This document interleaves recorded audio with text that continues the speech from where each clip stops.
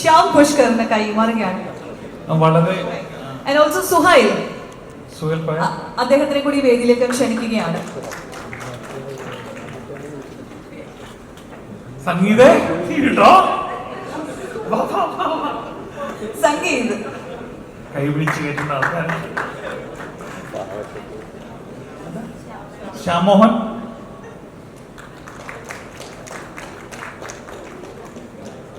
അഖില ഭാർഗവൻ,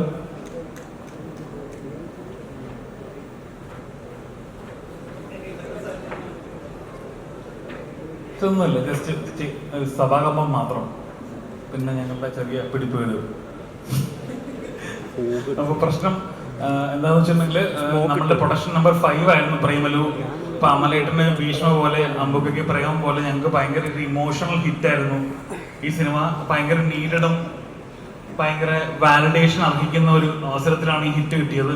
അതുപോലെ തന്നെ ഞങ്ങൾക്ക് ഇങ്ങനെ ഒരുപാട് സന്തോഷമുണ്ട്. അപ്പോൾ അതുപോലെ തന്നെ ഒരുപാട് നന്ദിയുണ്ട്. പ്രൊഡക്ഷൻ നമ്പർ 5ാമത്തെ പടമായിരുന്നു പ്രേമലു.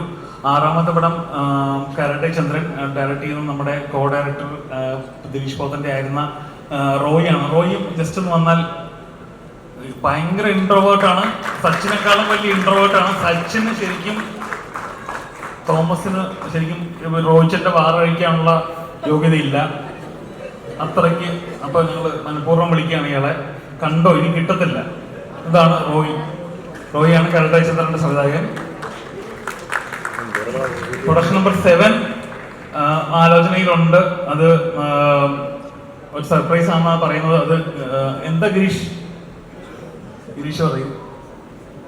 പ്രൊഡക്ഷൻ നമ്പർ 7 നമ്മുടെ പ്രേമലുവിന്റെ സെക്കൻഡ് പാർട്ട് ചെയ്യാനുള്ള തീരുമാനമുണ്ട്. അപ്പോൾ അത് ഇവിടെ അനൗൺസ് ചെയ്യാണ്. പ്രേമലു 2 ഉണ്ടാവും.